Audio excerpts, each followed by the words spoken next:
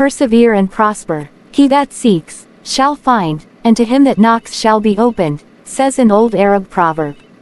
I will try that, said a youth one day. To carry out his intention he journeyed to Baghdad, where he presented himself before the vizier, a high-ranking minister. Lord, said he, for many years I have lived a quiet and solitary life, the boredom of which wearies me. I have never allowed myself to want anything. But as my teacher daily repeated to me, he that seeks shall find, and to him that knocks shall be opened, so I have now come to the decision that my will is nothing less than to have the caliph's daughter for my wife. The vizier thought the poor young man was mad, and told him to call again some other time. Persisting, he returned day after day and never felt worried or put off at the same often repeated answer. One day, the caliph called on the vizier, as the youth was repeating his statement.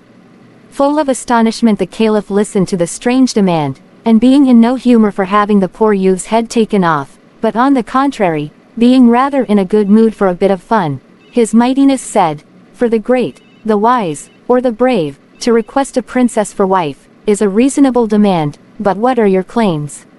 To be the possessor of my daughter you must distinguish yourself by one of these attributes, or else by some great undertaking.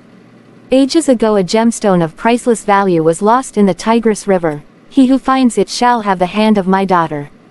The youth, satisfied with the promise of the caliph, went to the shores of the Tigris. With a small boat he went every morning to the river, scooping out the water and throwing it on the land, and after having worked for hours in this manner, he knelt down and prayed. The fishes became at last uneasy at his persistence, and being fearful that, in the course of time, he might exhaust all the water, they assembled in great meeting. What is the purpose of this man?